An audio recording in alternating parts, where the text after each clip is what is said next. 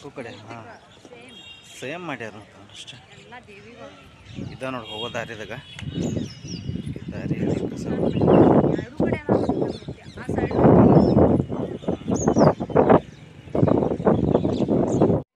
ಯಾವ ಕಪಿಲಾ ನದಿ ಅನ್ನೋದ ಕಪಿಲಾ ನದಿ ಫ್ರೆಂಡ್ಸ್, ಇದು ಕಪಿಲಾ ನದಿ. ಇಲ್ಲಿ ಸ್ನಾನ ಮಾಡಿಕೊಂಡು ಆನಂತರ ನಂಜುಂಡೇಶ್ವರನಿಗೆ ದರ್ಶನಕ್ಕೆ ಹೋಗಬೇಕು. ಇದು ಕಪಿಲಾ ನದಿ ನೋಡಿ ಫ್ರೆಂಡ್ಸ್.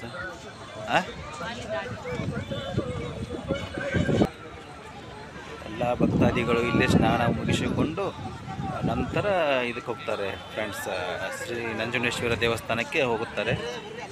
ನಂಜುಂಡೇಶ್ವರಕ್ಕೆ ಹೋಗುವ ದೇವಾಲಯಕ್ಕೆ ದಾರಿ.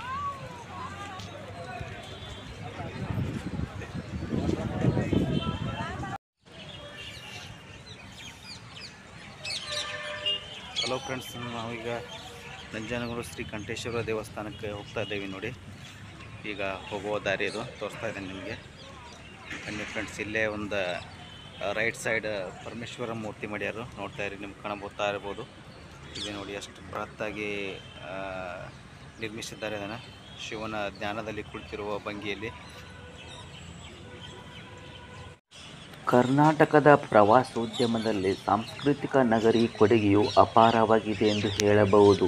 ಮೈಸೂರು ಹಾಗೂ ಅಕ್ಕಪಕ್ಕದಲ್ಲಿರುವವರಿಗೆ ಮೈಸೂರಿನಿಂದ ಸುಮಾರು 23 ಕಿಲೋಮೀಟರ್ ದೂರದಲ್ಲಿರುವ ನಂಜನಗೂಡು ಚಿರಪರಿಚಿತ. ದಕ್ಷಿಣ ಕಾಶಿ ಎಂದೇ ಕರೆಯಲ್ಪಡುವ ನಂಜುಂಡೇಶ್ವರ ದೇವಸ್ಥಾನಕ್ಕೆ ಭೇಟಿ ನೀಡಿ ಮೈಸೂರಿಗೆ ಬಂದು ಈ ದೇವಸ್ಥಾನಕ್ಕೆ ಭೇಟಿ ನೀಡಿಲ್ಲವೆಂದರೆ ನಿಮ್ಮ ತೀರ್ಥಯಾತ್ರೆ ಅಪೂರ್ಣವೆಂದೇ ಹೇಳಬೇಕು. ಹಾಗಾದರೆ ಬನ್ನಿ ಸ್ನೇಹಿತರೆ, ಈ ದೇವಸ್ಥಾನದ ಬಗ್ಗೆ ಆಸಕ್ತಿಕರ ಸಂಗತಿಗಳನ್ನು ತಿಳಿದುಕೊಳ್ಳೋಣ. ಅದಕ್ಕೂ ಮುಂಚೆ ಒಂದು ಲೈಕ್ ಕೊಟ್ಟು ಸಬ್ಸ್ಕ್ರೈಬ್ ಆಗಿ ಪ್ಲೀಸ್. ಬಹಳಷ್ಟು ಭಕ್ತರು ನಂಜನಗೂಡಿನ ನಂಜುಂಡೇಶ್ವರನ ಸನ್ನಿಧಿಗೆ ಬರುತ್ತಾರೆ ಎನ್ನಬಹುದು. ಕಪಿಲಾ ನದಿಯ ದಡದಲ್ಲಿ ನೆಲೆ ನಿಂತಿರುವ ನಂಜನಗೂಡಿಗೆ ಈ ಹೆಸರು ಬಂದಿದ್ದು ಶಿವನಿಂದ ಎನ್ನಲಾಗುತ್ತದೆ. ಹಿಂದೂ ಪುರಾಣಗಳ ಪ್ರಕಾರ ನಂಜನಗೂಡು ಎಂದರೆ ನಂಜುಂಡೇಶ್ವರ ವಾಸಿಸುವ ಸ್ಥಳವಾಗಿದೆ ಎನ್ನಬಹುದು.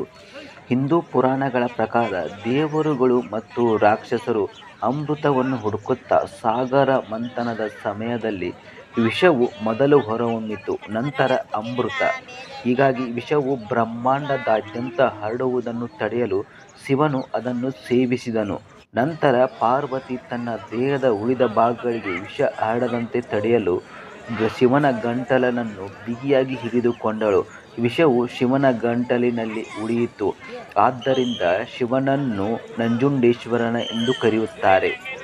ಇನ್ನು ಈ ದೇವಸ್ಥಾನದ ಇತಿಹಾಸ ನೋಡುವುದಾದರೆ 12ನೇ ಶತಮಾನದಲ್ಲಿ ಚೋಳ ರಾಜರು ದೇವಾಲಯವನ್ನು ನಿರ್ಮಿಸಿದರು ಎಂದು ನಂಬಲಾಗಿದೆ.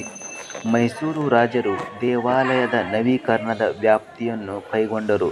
ಟಿಪ್ಪು ಸುಲ್ತಾನ್ ಮತ್ತು ಹೈದರ್ ಅಲಿಯವರು ಈ ದೇವಸ್ಥಾನಕ್ಕೆ ನಿಕಟ ಸಂಪರ್ಕ ಹೊಂದಿದ್ದರು ಎಂದು ಇತಿಹಾಸ ಹೇಳುತ್ತದೆ. ನಂಜನಗೂಡನ್ನು ದಕ್ಷಿಣದ ಪ್ರಯಾಗ್ ಅಥವಾ ದಕ್ಷಿಣದ ವಾರಣಾಸಿ ಎಂದು ಕರೆಯುತ್ತಾರೆ ಸ್ನೇಹಿತರೆ. ಈ ದೇವಸ್ಥಾನದ ಇನ್ನೊಂದು ಆಸಕ್ತಿಕರ ಸಂಗತಿ ಎಂದರೆ ಇಲ್ಲಿನ ದೇವರು ವಿವಿಧ ರೋಗಗಳನ್ನು ಗುಣಪಡಿಸುತ್ತಾನೆ ಎನ್ನುವುದು ಭಕ್ತರ ನಂಬಿಕೆ. ಹೈದರ್ ಅಲಿಯು ಕಣ್ಣು ಈ ದೇವಸ್ಥಾನದ ಪವಿತ್ರ ನೀರಿನಿಂದ ಗುಣಮುಖವಾಗಿತ್ತಂತೆ. ಅದಕ್ಕಾಗಿ ಹೈದರ್ ಅಲಿಯವರು ದೇವರಿಗೆ ಒಂದು ಹಾರವನ್ನು ದಾನ ನೀಡಿದ್ದಾರೆ ಎಂಬ ನಂಬಿಕೆ ಇದೆ.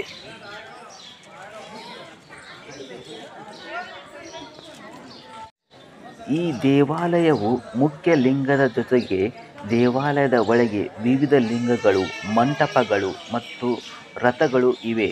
ದ್ರಾವಿಡ ವಾಸ್ತುಶಿಲ್ಪ ಮತ್ತು ಇತಿಹಾಸವನ್ನು ಬಿಂಬಿಸುವ 9 ಅಂತಸ್ತಿನ ಗೋಪುರವಿದೆ ಎನ್ನಬಹುದು.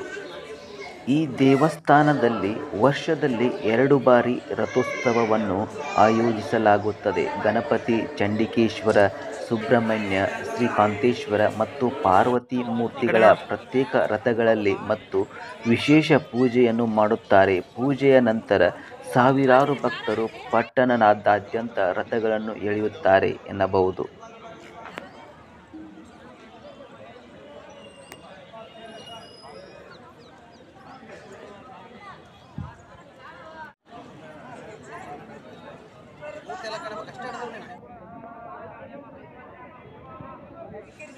ನಂಜುಂಡೇಶ್ವರ ದೇವಸ್ಥಾನ.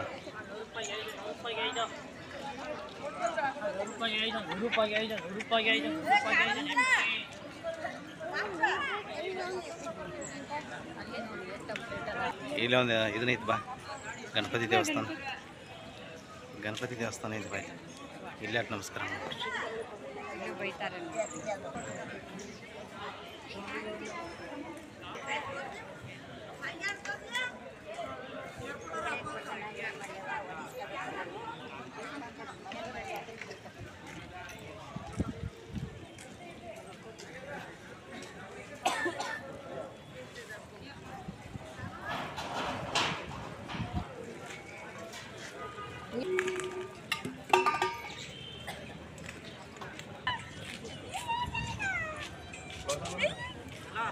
तू ऐसे